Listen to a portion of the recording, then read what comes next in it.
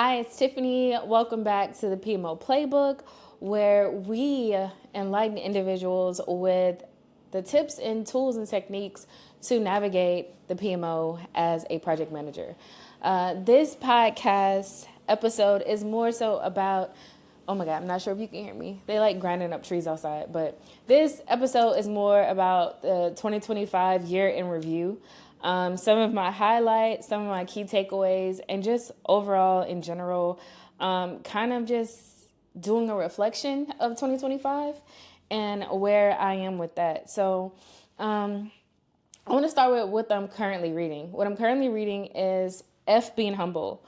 I just found this book off this TikTok suggestion, and it kind of made me reflect back on something I was just telling my director recently about one, needing a day off, because I'm the type of person to just like keep working until I get it done. So taking time off is really important, especially as a project manager.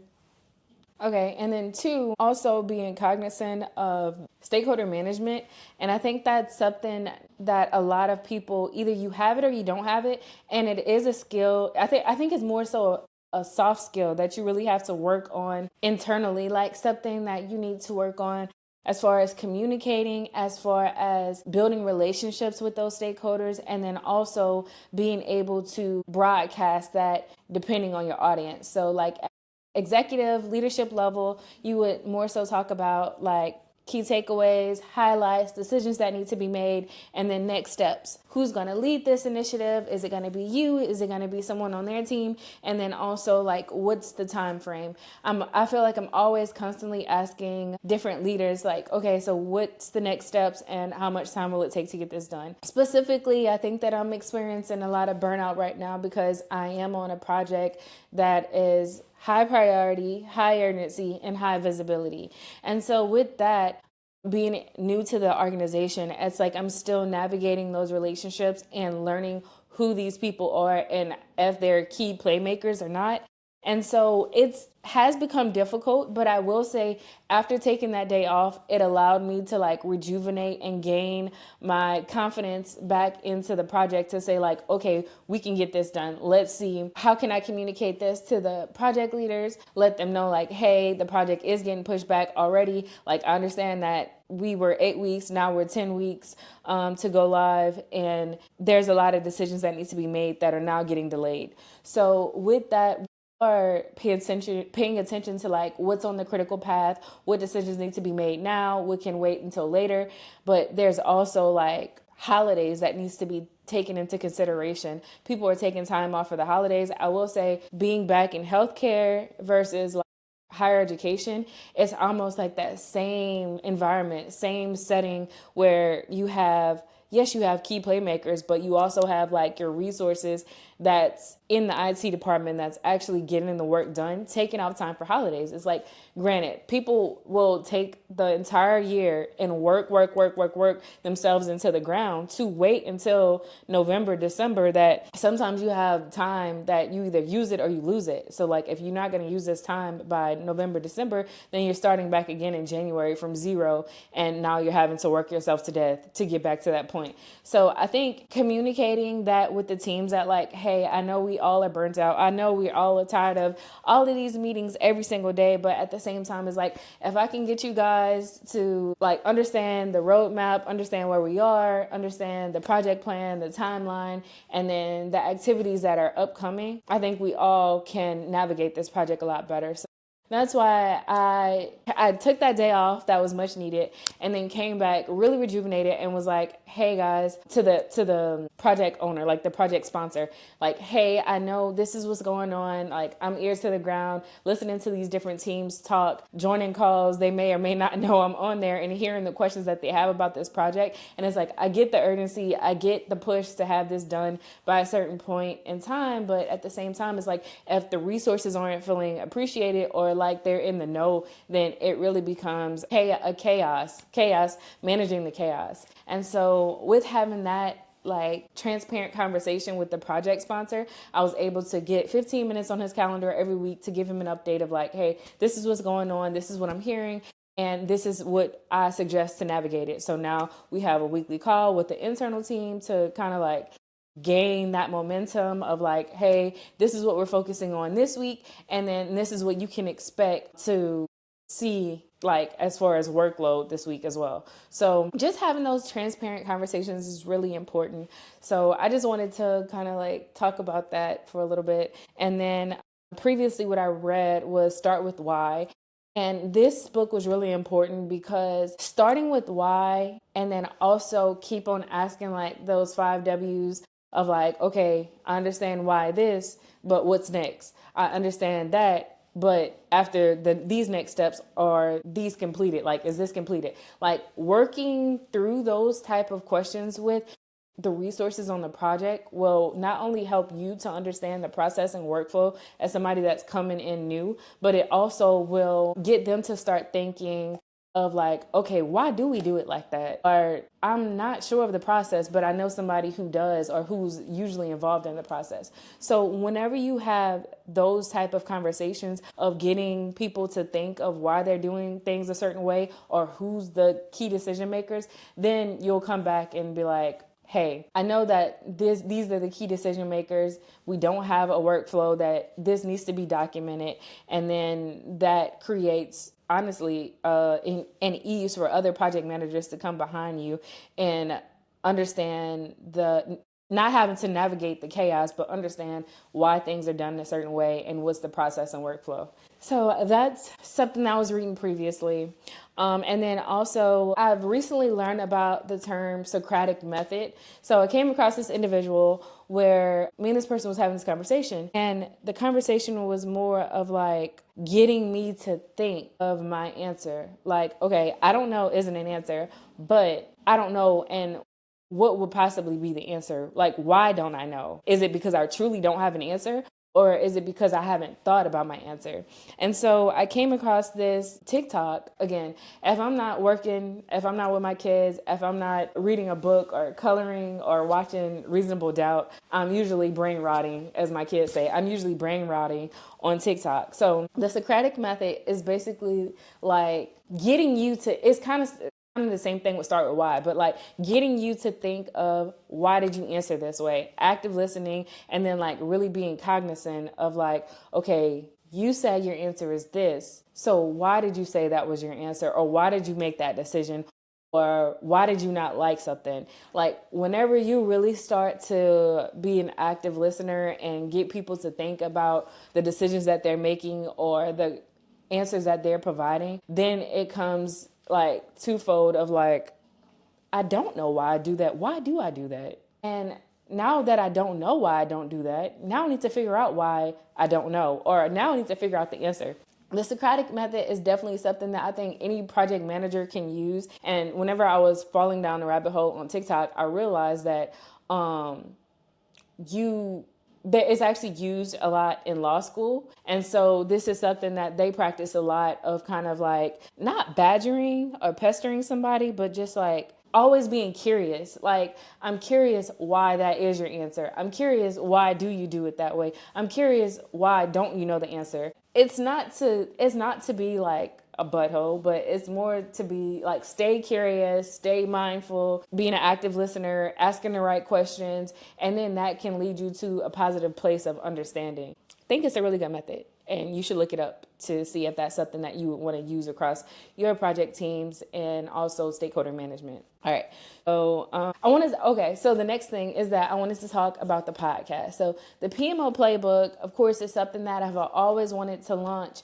And I think that I jumped into it with a like marketing, beauty, sport type of mindset mesh with project management. Like, why are these teams doing things the way they do? Like, why is the WNBA now launching or collaborating with these beauty brands, with these fashion brands? Like, why now are these WNBA players having a personal brand? And then like tracing that back to execution and planning and, like navigating the whole project life cycle, but collaborating that with brands and personal brands and all of these different ideas. And I really had to kind of like sit back, listen to a few episodes, and realize my episodes just didn't feel authentic. Like, I was sitting at the dining room table, my laptop in the back with the teleprompter, reading off the script, trying to keep up with the teleprompter, reading off the script, and it just felt like it wasn't me. And with that, I don't know, it just felt like I wanted the next season of this podcast to be more authentic and more of not less of me talking, but less of me talking to myself and more of me like interviewing people that inspire me, that I see what they're doing on social media, in real life, in their personal brands, and watching how they execute it. It's like, what makes them able to have such longevity in the influencer space or in the sports industry or in the beauty industry, and like they were able to take their career from like here, starting in the beginning, maybe like being somebody's assistant, to now being the VP of marketing at Fenty Beauty. Like, those are the type of conversations that I want to have. So that's what I'm envisioning for the future of the PMO playbook. And so I'm really excited. I'm starting to kind of like plan for 2026, get those thoughts together, write down the list of people that I would love to interview, reach out to them, and just like putting myself more out there. I think that I'm in a really good space right now where I am able to make those connections. And so I just want to take the PMO playbook to the next level. This was great. Introduction of filming myself, doing this stuff myself. Everything was great. But now I want to take it to the next level. Okay, so with that being said, the next thing I wanted to talk about was I made it 1 full year of full-time contracting. Yeah, so I've been contracting for 1 full year, and I do have something coming up, but I don't want to talk about it too soon. So once that actually happens, then I will make a separate episode about that. But I'm really excited about that. And so here's kind of like my lessons learned after doing 1 full year of being capped at 40 hours versus being able to charge for overtime. So I've worked 3 contracts so far, full time, all of them. The first 2 contracts I was able to charge for overtime. But like, let's say for 1 contract, I was able to work 40 hours at $50 an hour, or 75 an hour. That was more realistic. So at 75 an hour, I was able to charge $72 for 40 hours.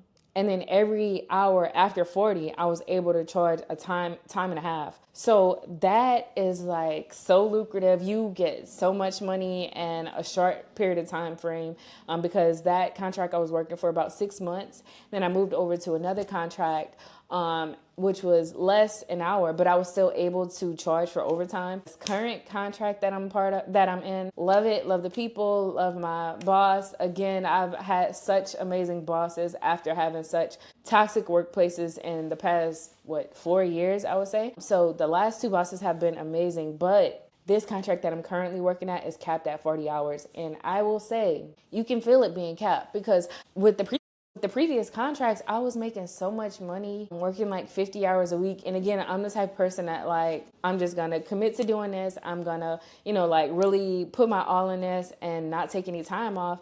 I'll just take the time off whenever I'm done with this project, whenever I'm done with this contract. So that's usually my mindset. Being capped 40 hours is exhausting. It's exhausting because it's like you're trying to fit so much work in this 8-hour day. And then with you being a contractor, and majority of the people, like 95% of the other people are full-time workers, it's like work stops at 5. Nobody's answering a phone, nothing. Work usually starts at 8 o'clock in the morning, but most of the time people are not responding until 9. So again, that's also something to keep in mind whenever you're looking at contracting. I am able to expense out like my parking, but that's about it. Like, yeah, being capped is not something that I would choose if I was to work another contract. Being W-2 versus client to client or business to business. So for tax purposes, I will say W-2 is more so of like a normal job, and they like take out your state and federal taxes. Being business to business, or like contracting out through your actual LLC or your S corp, yeah, you need to learn to pay your taxes. You need to do that at least quarterly, if not monthly, to keep up with it.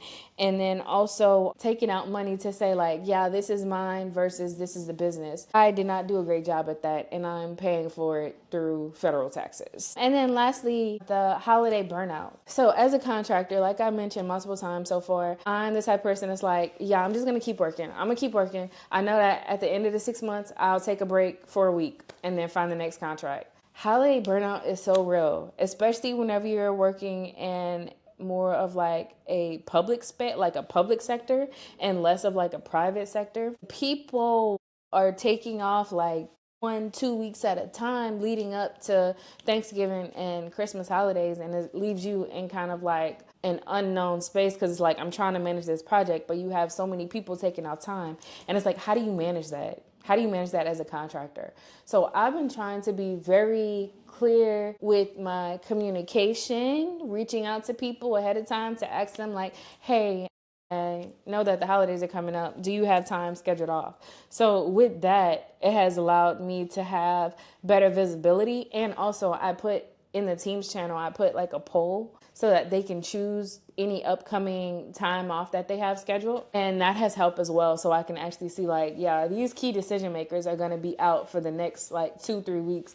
So I need to be in their inbox, in their message, in their Teams message, like early before they're taking time off. And that has also helped me navigate all of the holiday burnout. Okay. Yeah, wrapping up with 1 year of being a full-time contractor. Love it. Don't want to be capped at 40. I would love to work overtime so that I can make the extra, just over the regular rate and get that overtime rate. And so, yeah, something else that I wanted to talk about is about the best lunches of 2025. So I think over the different episodes, I've talked about Fenty Beauty, I've talked about the WNBA, I've talked about Topicals, Nike, Asia, Angel Reese, like all of them. I've loved everything that they've come out with. But I also have a few other favorites, and that's Gunna. I've become a Gunna fan, and I think that's because of his girlfriend, Brianna, from YouTube. Just seeing her and like the way that she's grown from YouTube to not labeling her as like, oh yeah, that's Gunna's girlfriend. Like, no, that's Brianna from YouTube. So I think everybody knows her as that, but just seeing her in the public light has really kind of made me a Gunna fan and listening to his music now. So before I wasn't really listening to Gunna. I became a Gunna fan because of Brianna. And then also seeing the Under Armour commercial that he did recently with Justin Jefferson, just the run club that he's doing. I've seen that he is coming during his tour. He's coming to Atlanta, which is kind of questionable. Like, I'm questioning his team on why did they put the run the same day as the concert.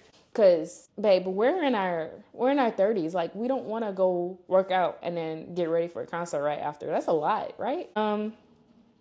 Emma Grede, her podcast has inspired me so much. Some of my favorite episodes have been, I'm drawing a blank. What's that lady's name? The one that was working C-suite at Starbucks. I can't remember her name. Melody Hobson. That was I think that was the first episode that Emma Grede did. And it just really inspired me. And I was like,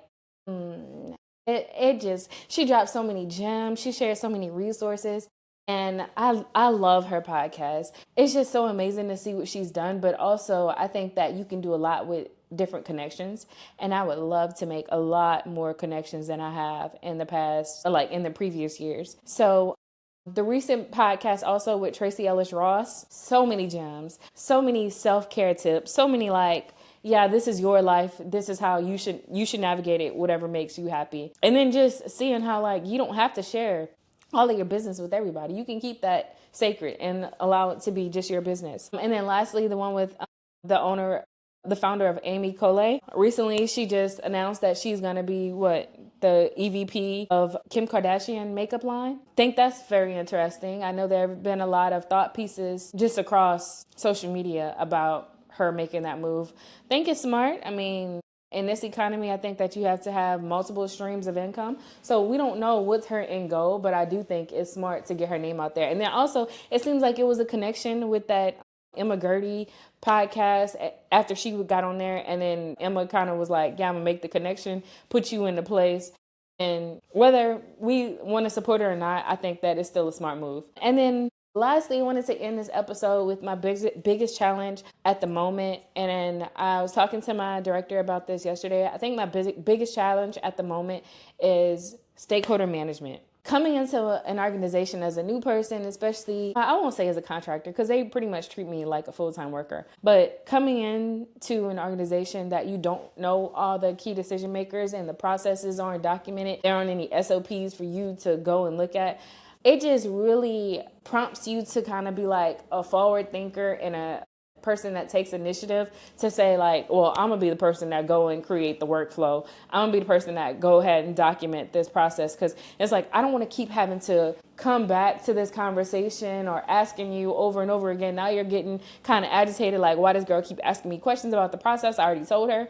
So being the person that kind of starts a self-starter is really what kind of pushes you forward in your career. So I would say that's my biggest challenge at the moment. And I just want to end this episode with 2025 was a lot. It gave me clarity. It put me in the position I am now. I've been working out since February. I've lost, a significant amount of weight. And honestly, it has really just shaped who I am becoming and the person that I have truly always been. I love fashion. I love makeup. I love self-care. I've taught indoor cycle before. I've taught a few classes at the gym, and it just makes me reflect back on who I am as a person, what I enjoy, and what it takes for me to keep thriving. I just want to end on that note of saying, like, keep being you, do the things that make you happy, and definitely seek out a therapist in this time. I know that a lot of people are kind of like,